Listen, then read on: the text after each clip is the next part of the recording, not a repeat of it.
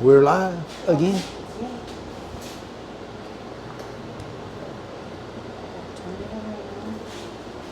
All right, second win. Everybody still there? One of these days we're going to figure out all this stuff. I got a $99,000 camera just to do this with. Got it, what, 9 months ago? 10 months ago? About that, yeah. We've almost figured out how to turn it on. Almost. We're getting there. Yes, we're getting there. Boy, when we get that puppy up, we're going to be fancy. I'm telling you. Yeah. I don't know if I'll have any dogs left. They may all be dead by then. But so, what we look like there, Carol Ann? Well, checking it out. Our tech crew is on it. First message, Shadow K. Good.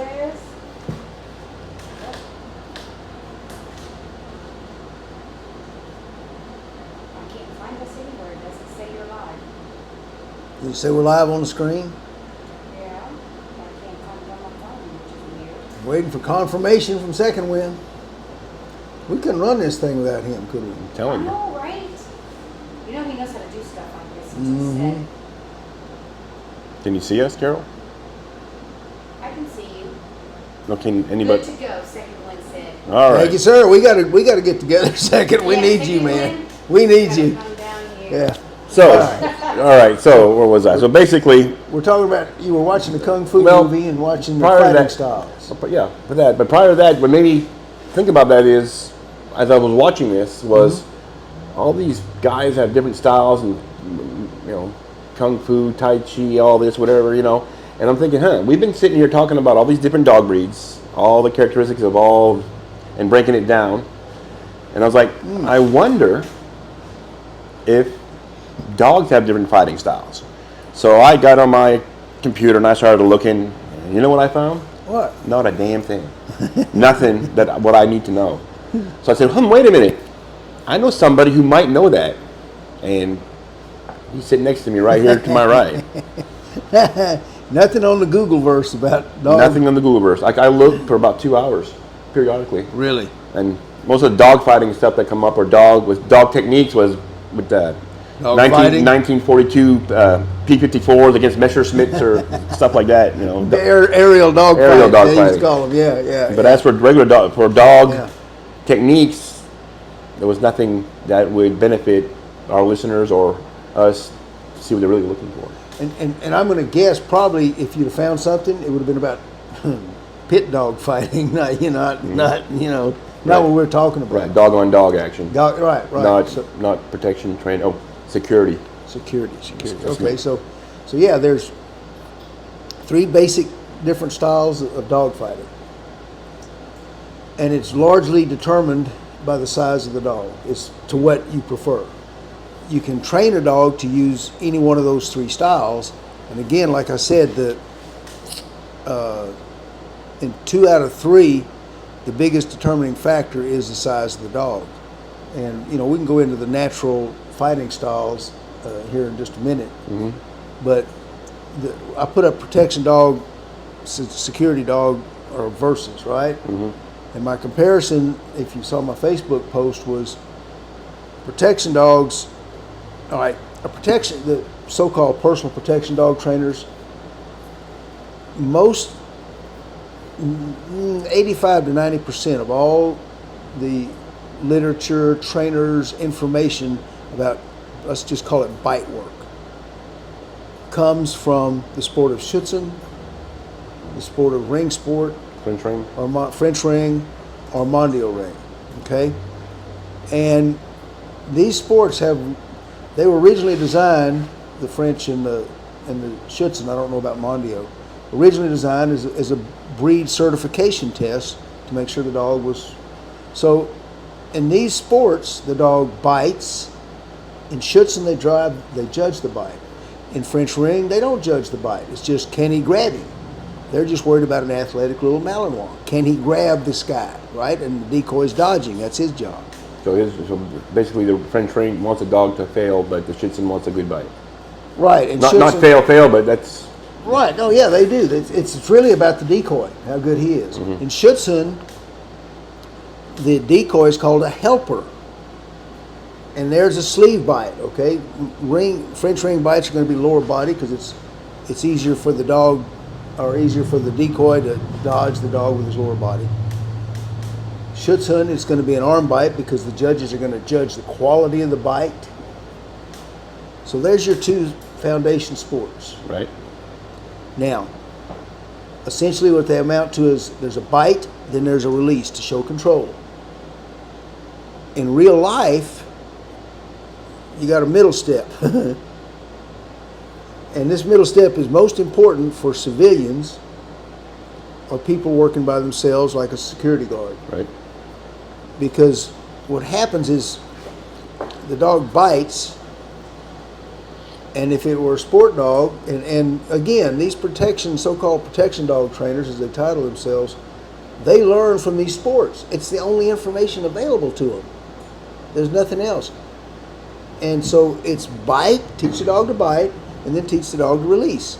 In between, you got a man who's really, really not happy because your dog's teeth are making permanent tattoos on his body. Yep. And when this dog releases, or maybe, and I saw one big old 200-pound guy do this. I saw a University of New Mexico tackle on a football team do this to a 70 or 60, about a 60-pound Malinois when the cop sent him when he shouldn't have sent him, and the dog did that famous leg bite, and this tackle had been watching the special teams in football college, and he kicked that little 60-pound Malinois, and he scored 2 points right through the field goals. These are the things that can happen in real life when you're training a pure sport dog. The in-between step that we learned in the guard dog industry, that I learned the hard way in the guard dog industry, is teaching your dog to fight the man. Canine martial arts. Simple as that. Yep. You have 3 basic styles, and these are what I would like to see people start referring to as a security dog. This is how we train a security dog. The people that are selling you a personal protection dog, odds are, if you check their background, they have no experience with dogs on the street. Their experience is with various sports. Mm-hmm. And that's great. Mm-hmm. That's wonderful. And they're doing their best. They think they're really producing a product. They've never seen things like 60-pound Malinois kick over a patrol car. So that's the big difference.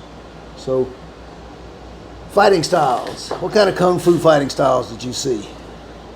The styles, there was, Yeah. there was the crane. There was It's on one foot. the monkey. Which The monkey. Monkey was pretty cool. Okay. And then the drunken who, when the guy would flip around, back up, and come back up and kick the guy right in the head.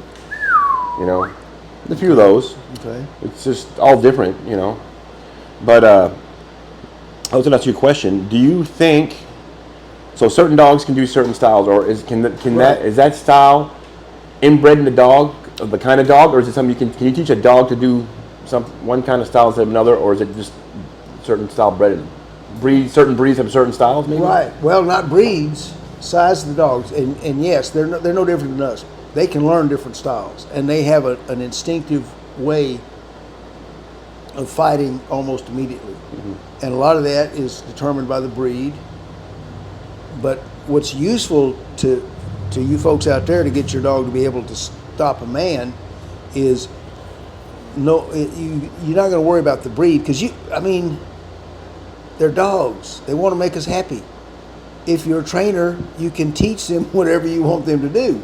If you don't believe that, watch some of them dog shows on like America's Got Talent, where they got dogs standing on one foot and popping down, climbing a ladder. You can teach them whatever you want to teach them. But should people be informed of what's, like, let's say, like Bart? Mm-hmm. What style would Bart use as opposed to, a 50-pound or 40 to 50-pound dog? Right. Or Jack Russell Terrier. Right. Now, if you have a dog, and what's a security dog or a protection dog, those styles have limits to certain dogs, right. Correct? Absolutely, yeah. What you're looking at is weight. Instinctively, Bart, when you get a dog 80 pounds or more, the 3 styles that are dominant are self-named by me, the drag, which is the most natural thing for dogs to do, the dodge, which takes a little more training and a little more work. The drag is for any dogs 80 pounds, well, even 75 pounds and up. The dodge is going to be for your smaller dogs, that 60-pound Malinois. Right. That's where if someone reaches for their collar, which is where these so-called protection dogs have their weakness, because they just train these dogs to bite and never turn loose. They just sit there sucking people's armpits like it's a pacifier, and all I'm going to do is reach over, grab the collar, pull it up high on their neck, twist it, count to 12 to 14, the dog's passed out. I can count up to 20, your dog's dead. So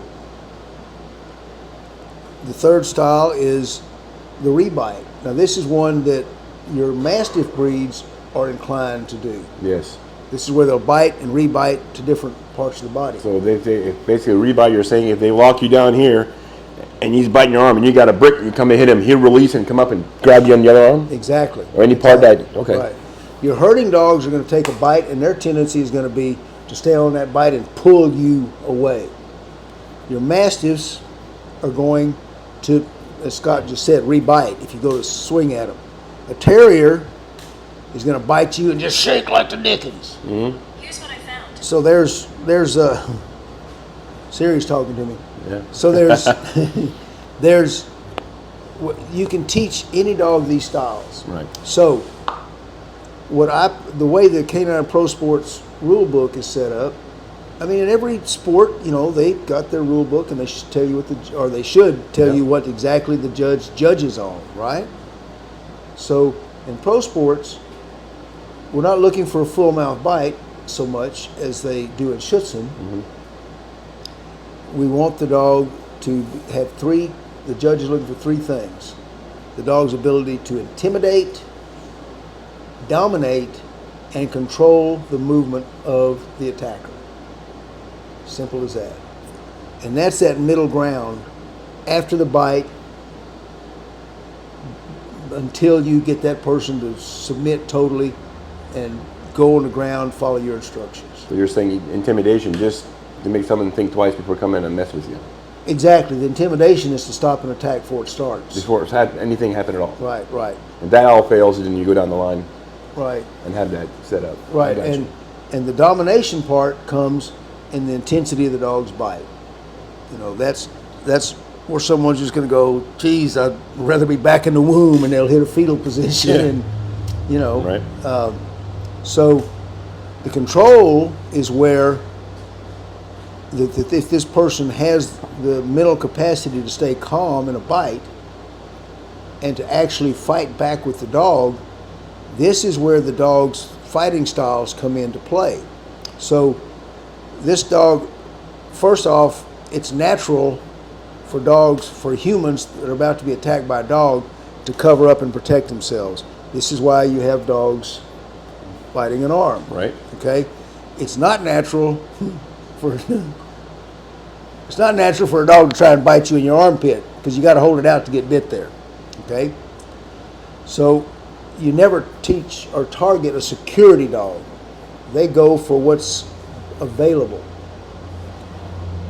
Could be this. Yeah, ideally you want them to go high center mass, because with the dog's launching going for like this, I don't care who you are, you're going to cover up. Yep.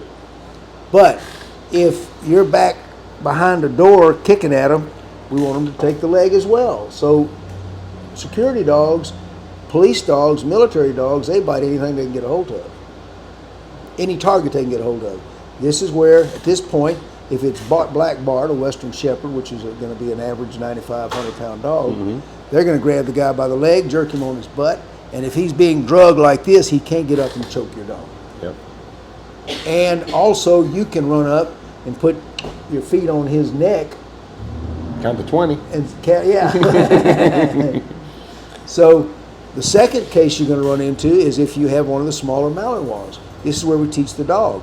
The main thing you have to worry about if your dog attacks someone who really keeps his head about him and thinks about it is this individual has a lot of choices. He can reach down. The most deadly thing is for him to think about reaching down and grabbing that dog's collar.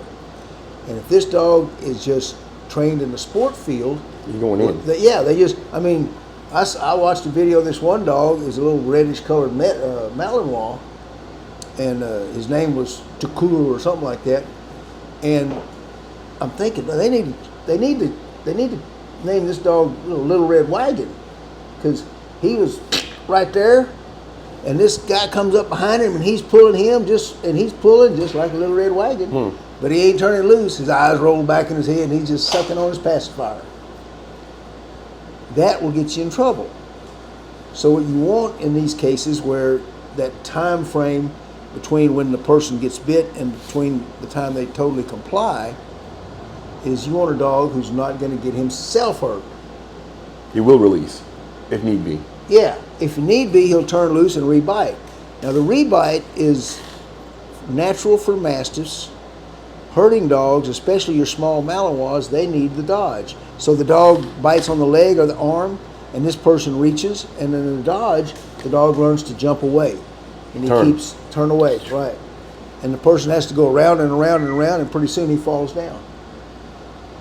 And the dog stays in total control. So all of these things we've developed in the guard dog industry. They did them way before I got there. And then guard dogs, I guess they're not politically correct anymore in this country. No. So and when we were when I was in the guard dog business, I had no interest in teaching anyone else about this, because why should I? I've already got my customers. I've got my clientele. You get your 30 dogs. Yeah. You got to, Yeah. It's your business. Right. It was my business. But then as I re-entered the training for the public in general, I started to see this big misconception that a so-called personal protection dog can actually save you, when the way they're training these dogs is setting the dog up for possible death. So, I got one more question. Okay. Can a dog learn multiple styles? So you can have a dragger be a dodger and whatnot? Yeah, absolutely. I mean, so here's another thing that the sport dog people may or may not appreciate. Dogs learn how to fight. And if they're trained like they're in a fight, they're going to respond with what it takes to win. Okay? And if you go to any of these protection dog people, they're going to say, we want a dog with a high prey drive. And that means that's just going to be real easy to get him to chase a rag, and he's going to chase the rag and bite it, and then you're going to take the rag and wrap it around your arm, and you're going to shake it, and he's going to bite it. You want to think. And then you're going to get a sleeve, and you're going to shake it, and it's going to bite it. And then you're going to say, I got a trained protection dog. Yeah, but you want a dog that can think. Exactly. Situational. Not only think, but I want a dog that's a competitor. It's universally known, for instance, about horses, race horses. Some or most good race horses, it's not that they have a drive, but they have something we call competitiveness. They want to win. I've never heard one protection dog trainer say anything about their dog wanting to win, because the dogs don't know why they're there on the field anyway. They're just going through a routine they've been trained for. So a guard dog, what I look for mostly is the desire to be competitive, to win. We train them so that they want to take the man out. It's mono a doggo. Mono a doggo. Mono a doggo. And when you get a dog that's like that, yes, you can teach them all three styles. And in the middle of a fight, they'll use whatever it takes to stay winning. So you got him dragging, something happens, he can turn it around and dodge. That's understandable. And for those of you who think it can't be done, there's a story in a Texas Monthly magazine. They did an expose on dog fighting many years ago. You can look this up, I'm sure, somehow, if you're interested. And they talked about probably the greatest dog fighting trainer that's ever been. He was out of Houston, Texas. I'm not going to mention names. Like I said, if you want to look it up, it's a Texas Monthly magazine. Came out about 10, 12 years ago.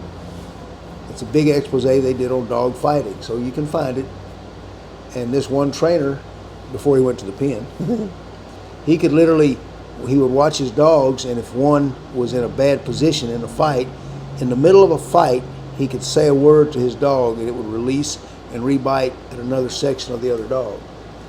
So that's how much dogs can think, even in the middle of a pit bull fight. So if you're there and something happens in the street and your dog's there and you're there, it's not an overnight thing like the real hardcore security dogs. Right. But you can walk, if you have the common sense and you want to learn, you can actually control your dog on his fighting style. is what you're Absolutely. saying. Absolutely. Amazing. So there's going to be your big difference. So people are selling as personal protection dogs. First off, they're almost all imported, already trained in Europe. That's why they're trained with a foreign language. Second, the ones that if they're actually trained here, and they're, you know, if and they're always going to be a Malinois in those cases. But if they're actually trained here, you know, these guys just don't have the experience of ever having seen a dog have to protect himself or someone else. So I hope this was informative to somebody. Yep. And It was to me.